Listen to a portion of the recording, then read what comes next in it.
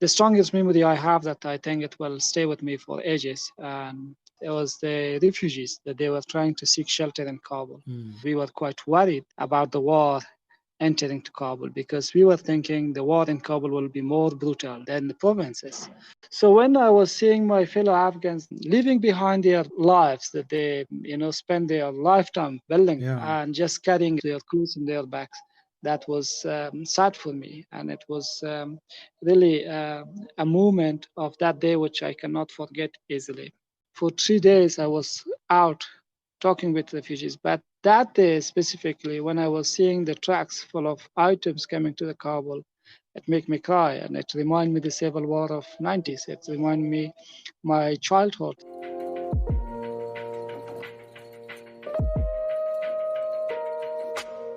Welcome to The Lead, the New Lines magazine podcast. I'm Faisal Al Yafai, and this is the podcast where we delve into some of the biggest ideas, events, and personalities in the Middle East and beyond. In The Lead this week, we return to Afghanistan for the third time on this podcast as the country prepares to mark 1 year under the Taliban's Islamic Emirate 2.0. The group had previously ruled the country in the 1990s, but were overthrown after the US invasion in 2003. The Americans were never able to root out their insurgency, however. It became a protracted and bloody war which lasted for 2 decades without any sign of being resolved. When Joe Biden announced in April 2021 that the US would withdraw its troops, many doubted that the US-backed republic could hold the Taliban off on their own. But even those skeptical observers were shocked at how quickly the republic's army lost territory. On August 15, 2021, the world watched as Kabul, Afghanistan's capital city, fell within a single day. After 20 years of fighting, the Taliban had won. For Americans, the events of August 2021 marked a watershed moment in their country's history, the end of the US's longest war. For Afghans, they marked a new beginning. But the beginning of what exactly remained unclear. Many hoped that the Taliban were the only faction strong enough to finally be able to put an end to the violence that had taken so many lives over so many years of war. Others feared mass purges, widespread political violence, and a return to the oppressive and misogynistic Taliban regime of the 1990s. Many chose to flee the country rather than stay to find out if their predictions were correct. As the dust of the war settled and the Taliban began the business of governing, international media gradually began to focus their attention elsewhere. But the past year has not been any less eventful for the people of Afghanistan. The country's economy collapsed under the weight of American sanctions, plunging millions of Afghans into extreme poverty and hunger. The winter brought unusually frigid temperatures at a time when most Afghans couldn't afford fuel. They have also had to contend with drought and a devastating earthquake in the country's east. In March, the long-awaited reopening of girls' schools was cancelled at the last minute, reflecting the continuous erosion of women's rights under Taliban rule.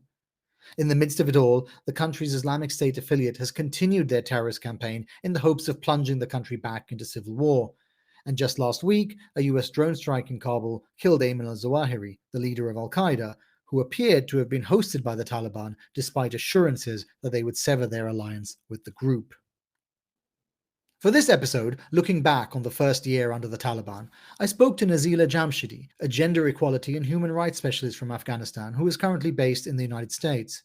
You'll also hear from my colleague Rasha Elaz, who spoke with Chris Sands, our South Asia editor, about New Lines' investigation into Islamic State Khorasan province. But first, I wanted to know more about the situation on the ground.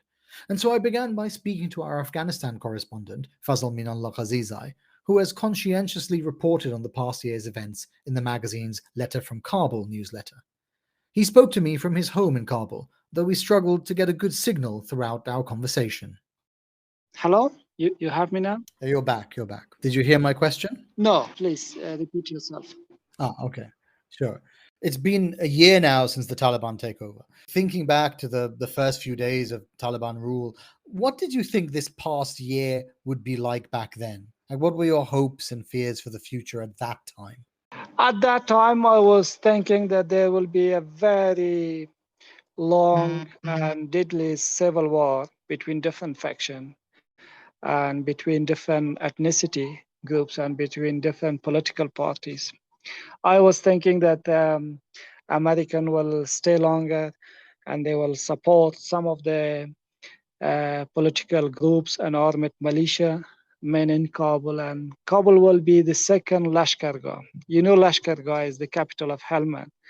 And a young general was in power there, and he tried to resist against the Taliban because he had some air support from the US. And then in 15 days, in 2 weeks, he turned Lashkargah to hashish. He turned all Lashkargah to a second Halipol, or to a second Raqqa. So I was thinking that the same thing will happen here in Kabul. But when the Kabul collapsed in a surprising way, it made me happy, and it made me it gave me a relief. It was like a relief to me, to my family, and to my fellow Afghans who were living nearby. When we last spoke to you on the podcast in January, Afghanistan was in the grip of a humanitarian crisis that threatened to take more lives even than the war had. Particularly in the country's rural areas, there were food and fuel shortages. Many people were unable to heat their homes over the winter, as we talked about. There were a lot of people who were very hungry. At the time, you traveled to Logar province to report on the situation, and you said that you'd never seen anything like it in Afghanistan, even during the worst days of the war. Yeah. Has your understanding that things have become better since? For big cities, the situation is better now. Yeah. But for the remote areas, the situation got worse. They are still, suffering from the drought. They are still suffering from unemployment. They are still suffering from the high price of food items, from petrol, from gas, and other necessity items. I think the policies of Western countries toward the Taliban new government is really damaging. All the damage of the sanctions came directly to the local people. As a journalist, since the sanctions were imposed on Afghanistan, I couldn't earn my own salary, my own payment of work till now, which is totally unfair.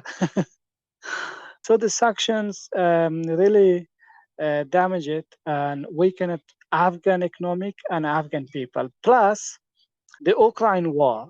I think the price of petrol, which is high, the price of wheat and flour, which is high, it's all because of the Ukraine invasion. So at January, I think it was only sanctions which we were suffering. Now it's sanction plus Ukraine invasion. Many people have criticized those sanctions for being both cruel and ineffective. Since you're on the ground in Afghanistan, you're there in Kabul, I'm interested to know what you think. Have the sanctions weakened the Taliban's position, would you say? Or has the suffering that they've caused actually strengthened their support among Afghan people?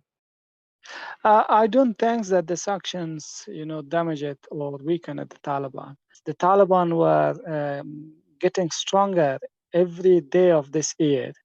They, provided uniforms for the police. They provided uniforms for the intelligence. They provided uniforms for the Ministry of Defense.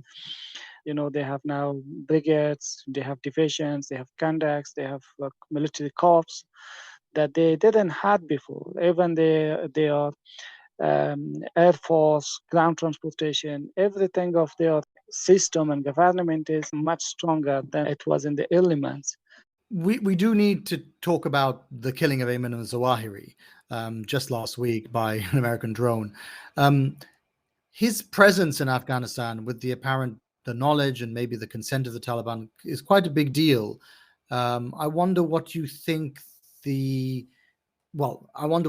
reaction has been inside the country, and then what you think might happen next in terms of recognition.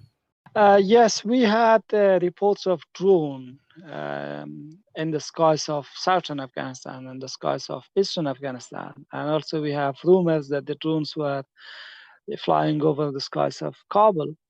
But the attack which happened on the compound where it was supposed to be the house of Ayman al-Zawahiri, it surprised everyone.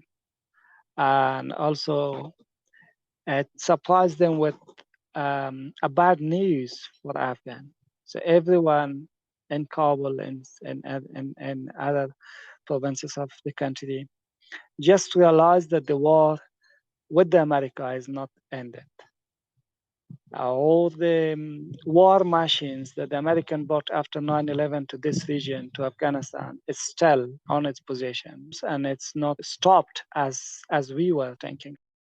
Also, it brought more problems, more distraction. So now peoples will not be allowed to pose for photos in any part of the city they want. Now people will be not allowed to park their vehicles in any sensitive area or VIP places. Now people will be, under more restriction. Lots of more limitation will come on journalists. You told me back when we spoke this time last year that you and many Afghans were optimistic about the Taliban's victory because you thought it would at least keep the peace. Yeah. And that has happened to some degree. I mean, there is much less violence today than there had been before. Yeah. But between, as you're saying, the resurgent American drone strikes and the threat of the Islamic State, how concerned are you that the situation may deteriorate once again? I am worried. I think ISKP is, their attacks is in a raising mood. Just in last Ashura, we have, and for this, we have every day one explosion. And the explosion forced the Taliban to ban communication system, mobile services and internet services all over Kabul for more than 24 hours, which is a very big warning to Afghans, which is a very big warning to me. Plus the drone attacks, which are not happening only by American forces. We had drone attacks and drone surveillance from Pakistan. And we have reports that the Taliban shot down a surveillance drone in host province. So all these incidents and all these attacks giving us a strong warning for a harsh future. Not only by US drones, but by Pakistani drones and by the threat ISKP is posing to Afghanistan. That was Fazelminallah Qazizai speaking from Kabul. Fazelminallah was in Kabul as it fell, but Afghans in the diaspora also watched in horror as the Taliban overran in mere hours the capital city. Many frantically tried to follow the news to understand what might happen to friends and loved ones.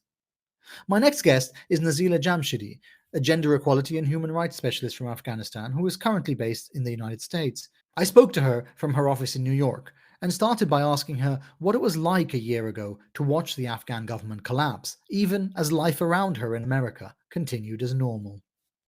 Fall of Afghanistan to the Taliban is the most pathetic event in my life that I will never forget.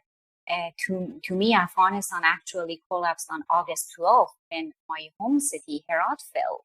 A city that once embraced me like a kind mother and gave me every reason to work, to live and aspire, now was no longer the place I have known.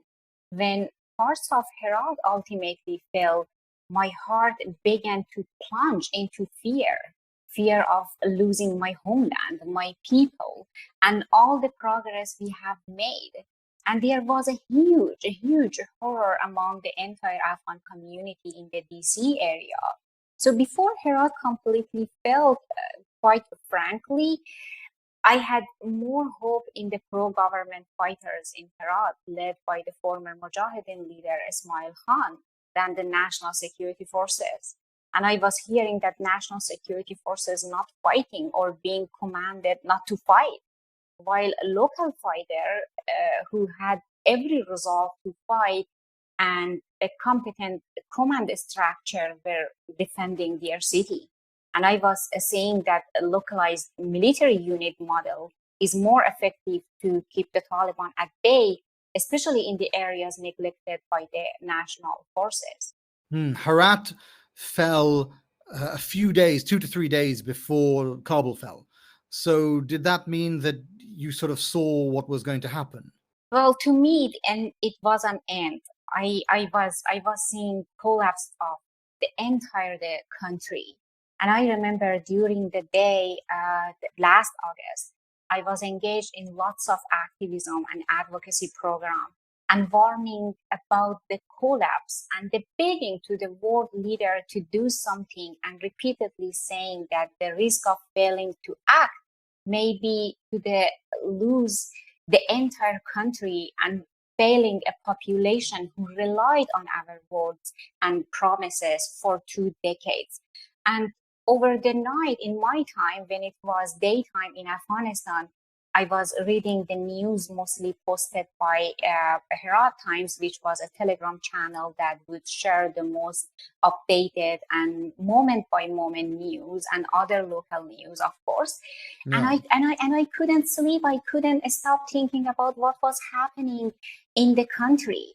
Still 1 year after the collapse, I struggled to accept the progress that was made through the contribution of many people, people of my generation, women and men of that country, and even people who came to help, came crashing down so quickly, so fast, just in a matter of weeks.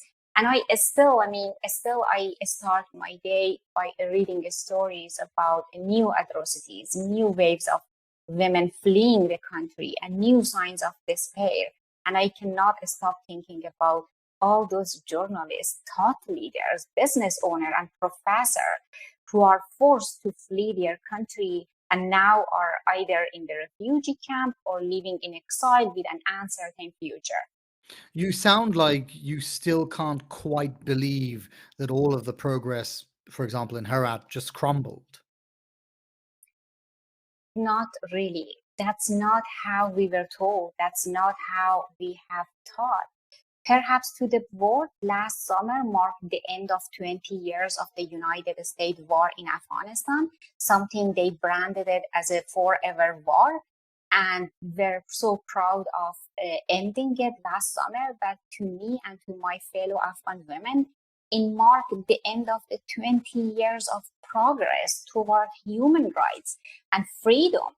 And the image of those desperate Afghans clinging to the side of a moving military plane and the chaotic scenes at the Kabul airport are unforgettable moments for me, and particularly for those Afghans who were there and saw those scenes not through the video or photo like me, but in front of their eyes as they were desperately waiting for a rescuing plane to help them.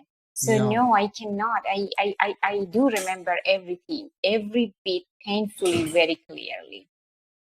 I mean, that's a feeling that I think a lot of Afghans will be familiar with, and increasing so, because I think people forget just how many Afghans have fled over the past few years, and then after the Taliban took over.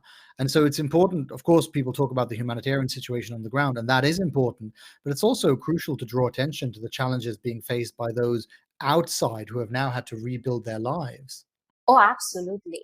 To me, the West has left women and other Afghans without any clear and firm plan to maintain what they have built. They let the Taliban systematically target women's rights, curtailing women's role in the public space, dignity, education, work, and future aspiration. Now, I think instead of disengaging politically and diplomatically, I think the international community should concentrate on action that can lead to a tangible improvement in women's rights and security. And also for those who are coming to the country or who have been evacuated or had the chance to be evacuated. I mean, I see majority of women who come here have to start everything from scratch, as they are still suffering from the trauma of the collapse and grieving for the losses. So it's very hard, while many universities have done a good job, I should admit, for hosting Afghans on campus, and many resettlement organizations have been working so hard providing Afghan immigrants with necessary tools and support. I see many of the Afghans are surrounded with uncertain future and and a lot to adjust to, like language problem, navigating government bureaucracy, finding a job and getting an education. All are the challenges that Afghans are facing here in their daily lives. as still grieving for the loss of the country. So we as an Afghan, I'm grateful for the thousands of Afghans who were rescued over the past year. And then, as an Afghan American, I hope soon the United States can manage to pull out our SIV holders, the people who fought with us, shoulder to shoulder, and now are in trouble. But and the United States and its NATO allies should continue to ensure a safe passage for human rights activists, judges, women, journalists, and so many others.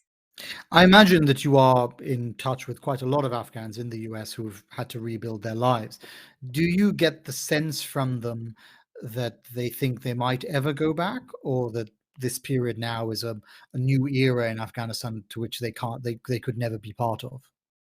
Well, many of them still are hoping to go back to a liberated motherland someday.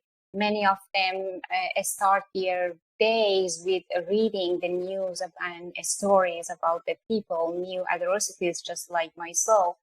And many of them are still thinking that someday their country will be free and they will find themselves in their home. And I should admit, while not really very quite united and somehow kind of divided across the ethnicity line, I see many Afghans are engaged, especially those women who just came into the country, highly engaged with various means of advocacy, like creating groups and association, calling on a collective action and the world leaders for help. I see them writing narratives, share their stories, and holding panel discussion to attract international attention toward Afghan women tragedy. And I see them holding lots of fundraising events and trying to help their suffering communities back home.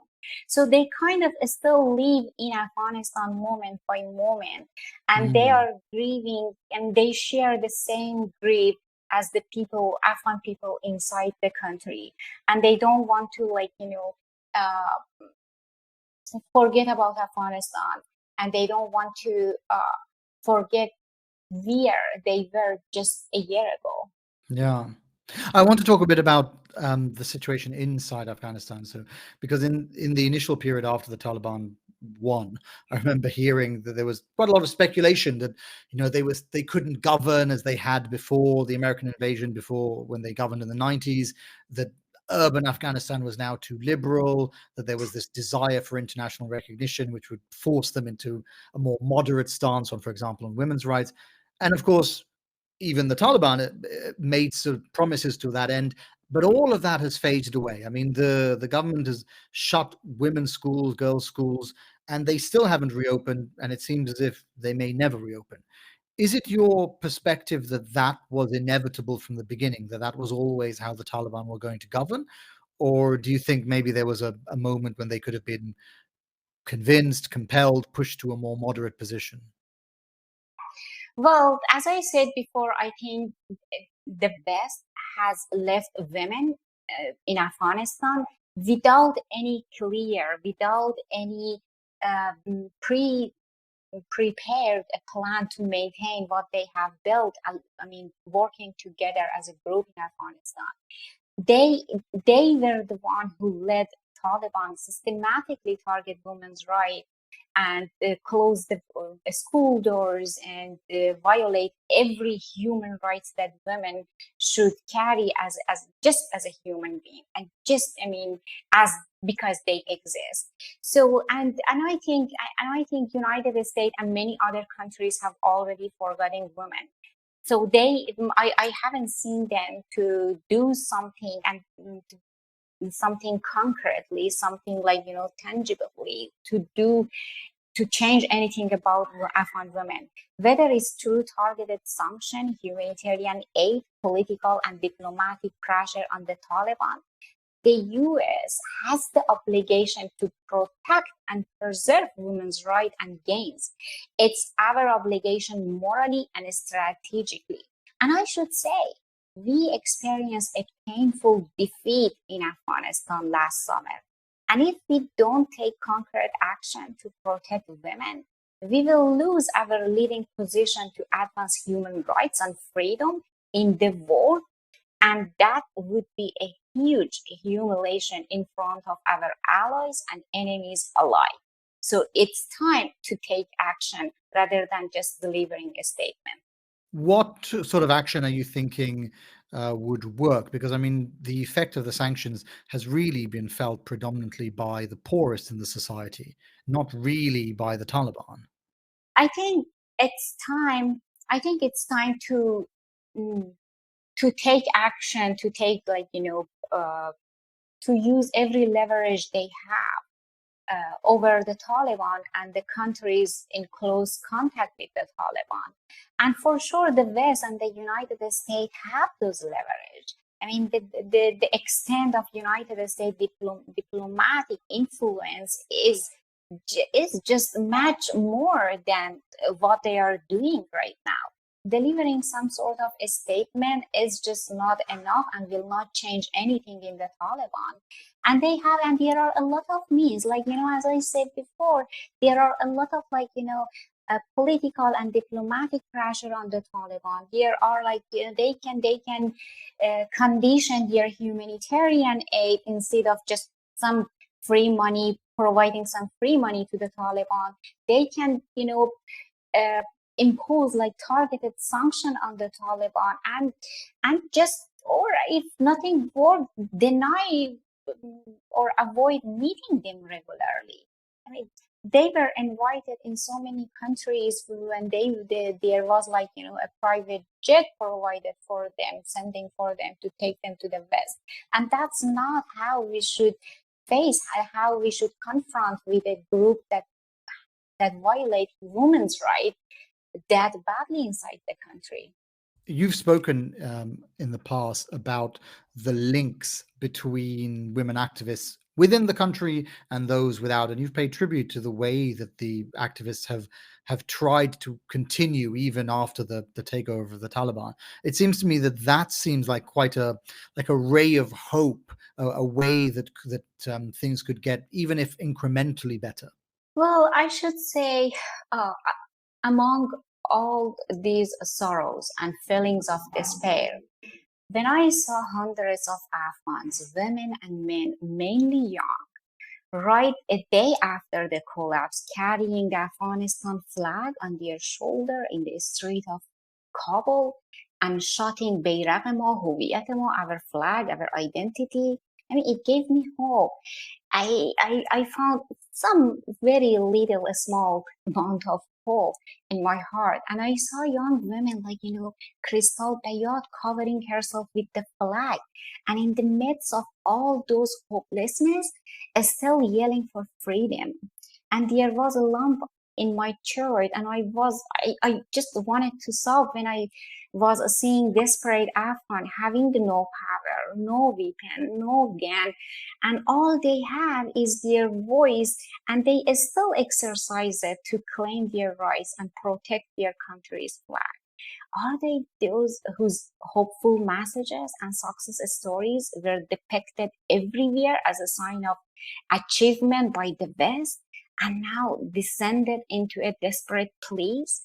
Are those the young people that the West was so proud to bring the change in their generation?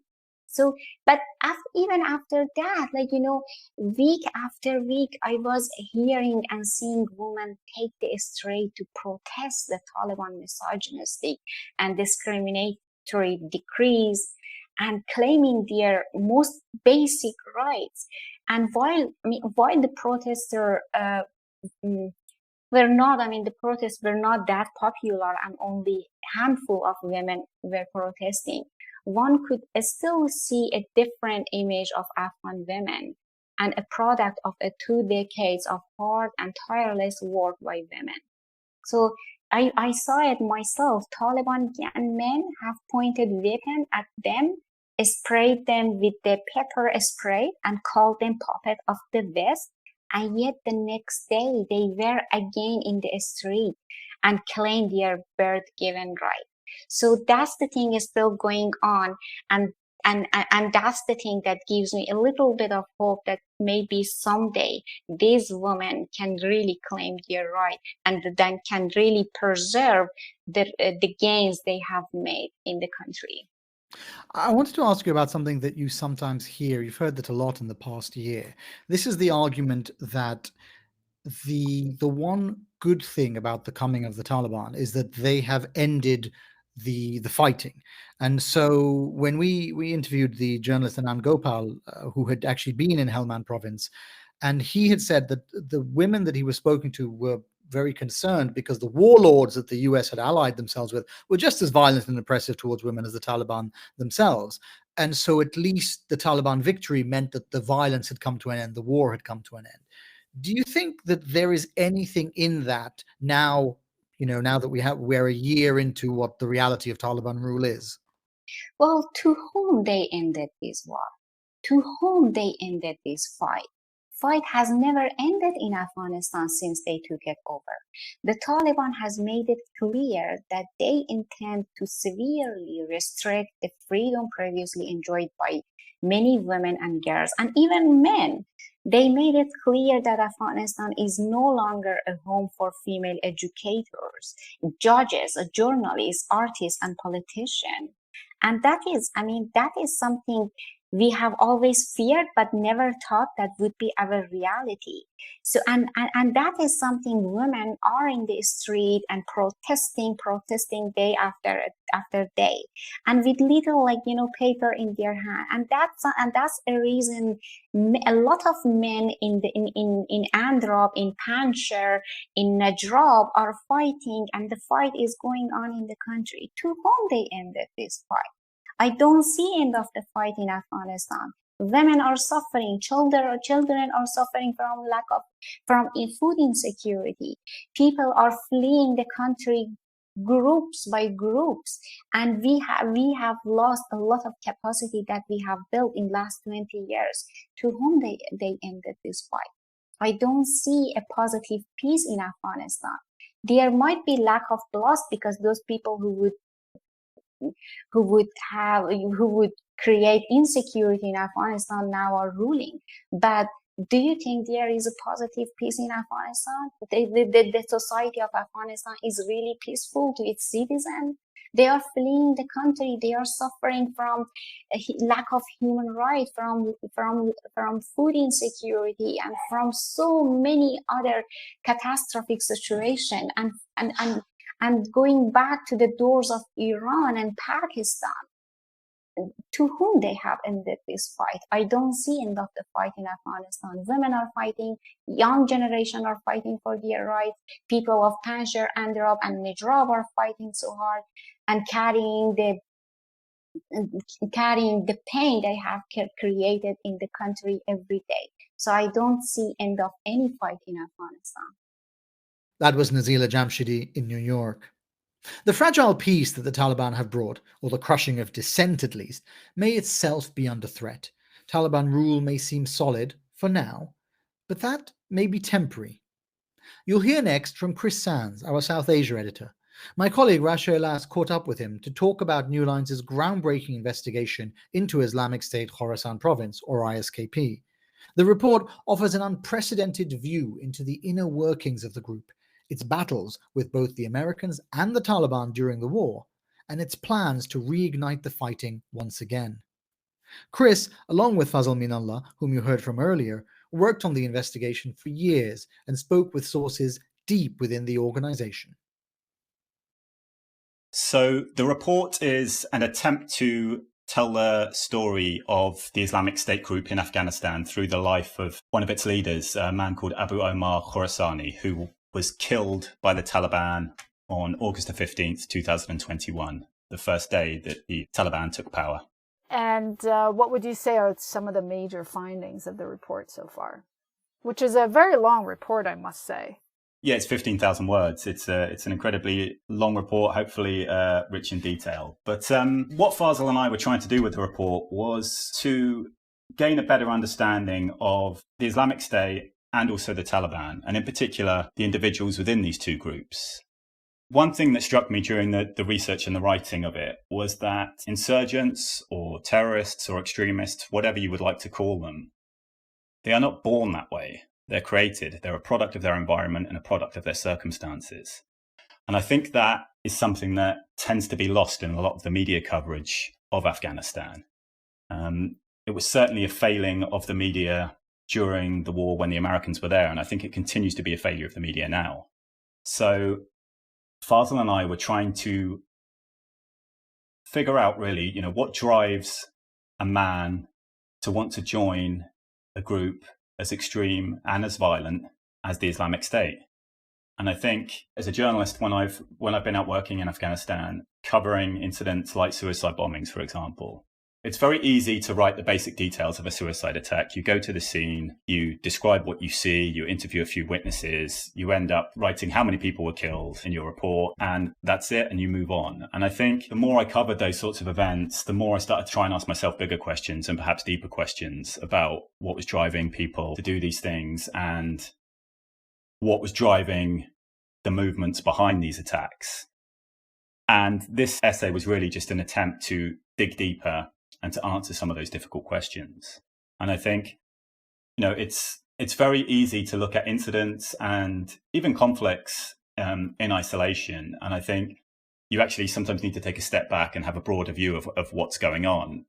And there are a lot of seemingly unconnected threads running through the war that actually could be brought together and could be tied together. So it's quite interesting sort of fitting some of those pieces together and actually then realizing, you have the big puzzle, then you have the full picture of the jigsaw.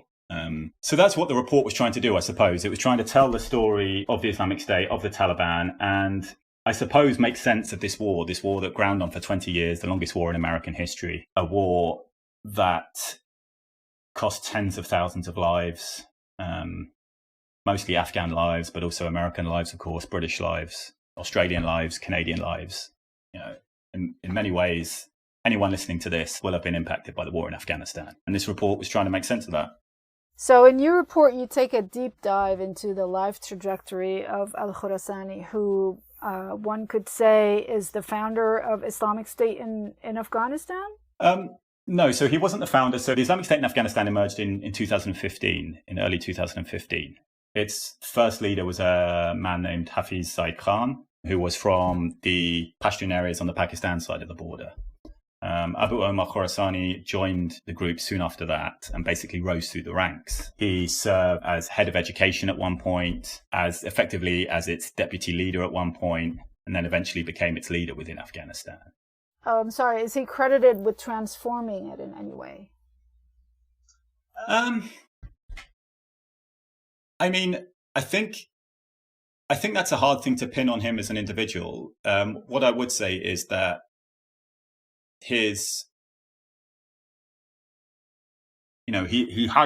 certainly had a prominent role within the Islamic State. And to state the obvious, unlike a lot of figures within the Islamic State, he actually survived for a comparatively long time within the group. He joined in 2015. He was killed in 2021. So he was in the group for, around about 6 years, during which time he held senior positions within it. And of course, that was when it was, carrying out attacks across the country, and the sort of attacks actually that Afghans were not used to seeing. It's even in a country that has been at war not for just 20 years, but actually since 1978, when there was a communist coup in Afghanistan. Even for a country that has been at war that long, the attacks of the Islamic State were shocking for Afghans. And I think, it's important to remember that, people do become desensitized to violence to an extent, but there is still a level of violence that can shock you. And again, in some ways that is the horrific, I guess it's a horrific brilliance of the Islamic State, right? They know how to push things to such extremes that they are able to grab the attention of people and to frighten them. And under Khorasani, that's what the Islamic State did in Afghanistan. They're a sort of a unique kind of threat to the Taliban in the sense that they're an ideological threat, right? Because it's easy for the Taliban to portray the British and the Americans as occupiers, as non-Muslims. It's harder to do that. It's harder to do that against the Islamic State. If the Islamic State is saying we are fighting jihad and we believe that the jihad needs to continue now, you have to find a different way to argue against that. That certainly worries the Taliban. And killing Abu Omar Khorasani was a way for them to try and deal with that problem. But I think they are finding that it's a problem that is not just confined to one man. The Islamic State has a small but significant support base within Afghanistan, that is certainly capable of causing problems for the Taliban government, as we have seen, in the last year when there have been attacks in Kabul, often against soft targets, invariably on civilians. But it's clear what the Islamic State is trying to do. They are trying to show that the Taliban are unable to keep security in Afghanistan. And the Taliban as a movement has always been about trying to promote itself as the one force in Afghanistan that can keep Afghans secure. So if it's seen not to be able to do that, that's very embarrassing for the Taliban. And again, the Taliban are acutely aware of that. So in your deep dive into the trajectory of his life, what have you learned, would you say, about the making of someone who joins the Islamic State? That's the big question. What drives someone to join a movement like the Islamic State? I think in Khorasani's case, it's particularly interesting. He grew up in eastern Afghanistan, in a province called Kunar, on the border with Pakistan. He was educated first in Kunar, and then he moved to Pakistan to study higher education. There were no signs of radicalism at that point. He wasn't involved in Islamic militancy. He then returned to Afghanistan, sort of in the early years of the American occupation, and again lived a peaceful, ordinary life in Kunar, worked as a teacher, worked for an international NGO. And then something in him seemed to change in around about 2015. No one in his family seems to be quite sure of what that was, whether he was recruited by individuals outside Afghanistan, whether he was radicalized by elements within the Taliban and then joined the Islamic State. No one is quite sure. But it's clear, as I said earlier, he wasn't born an extremist. He wasn't born to be the leader of, one of the most violent terrorist groups in the world. He was born as an ordinary young man in an ordinary Afghan family. So, I think what drives a man to join a group like the Islamic State is something journalists and researchers are still trying to understand. And I think there's probably a range of factors. I think in the end, it's probably social and psychological. People who knew him, who don't agree with what he did with his life, still don't describe him as evil. They do not describe him as insane. They think that he made his choices rationally. It was essentially, I think there's a line in the story, it was misplaced idealism that drove him to become leader of the Islamic State. And that makes the problem particularly difficult to deal with. Having sort of read the news coverage of recent days about Ayman al-Zawahiri and his death, I do think a lot of it misses the point. I've seen a lot of talk that this drone strike shows how, for example, American counterinsurgency strategy has changed over the last 20 years. And I think there is some truth to that. It does show that. But I don't think any of this really addresses the root causes of these problems. I don't think you can divorce counterinsurgency strategy from political reality, for example. And to broaden it out beyond Afghanistan, the political reality at the moment is still that the United States is supporting authoritarian regimes throughout the Middle East. Authoritarian regimes who put people in prison and torture them and undoubtedly fuel radicalism. And I think, these sorts of big questions we're asking now, what drives someone to join Islamic State, they need to be addressed socially, they need to be addressed culturally and politically, not just militarily. And I'm not sure that the United States has learned that lesson yet. Would you say that moving forward, the Islamic State in Afghanistan is primed to for a resurgency to come back into the headlines, so to speak? I mean, I think it will try. I think it will certainly try, primarily through high-profile attacks in cities in Afghanistan, because that's an easy way to grab attention. But I think it will find it difficult. I don't think there's an appetite among most Afghans for the Islamic State.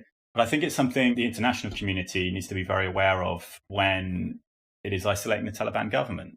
I still do not see a viable alternative to the Taliban. And I think the danger is if you continue to isolate the Taliban and you try and drive a wedge between the Taliban and the Afghan people, and you weaken the Taliban state, the chief beneficiaries of that will be the Islamic State. So as much as the West in particular might not want to deal with the Taliban government right now, it has to be aware of the fact that there are far, far worse alternatives from its point of view. So I think that's the only way that the Islamic State can become a truly significant force in Afghanistan, if the Taliban are weakened to such an extent that a security vacuum is created, and then the Islamic State can step into that vacuum. Chris Sands there, speaking to Rasha Elas. Few expected the past year to be so eventful. The Taliban takeover, once a major global story, has now been sidelined by the war in Ukraine. But as our guests today have pointed out, this new chapter in Afghanistan's history is one of its most complex and challenging yet, with those challenges being felt most acutely by the poorest in Afghan society. Thank you to all our guests. You can find Fazelminallah Qazizai on Twitter at Faisal Qazizai, Nazila Jamshidi at Nazila Jamshidi1, and Chris Sands at Chris Sands Kabul. You can also read Fazelminallah and Chris's investigation into ISKP, Faith and Vengeance, the Islamic State's War in Afghanistan on newlinesmag.com. This has been The Lead, the New Lines Magazine podcast. This week's episode was produced by Joshua Martin and hosted by Rasha Elas and me, Faisal Al Yafai. For more like this, subscribe to The Lead on your favorite podcast app or visit our website, newlinesmag.com.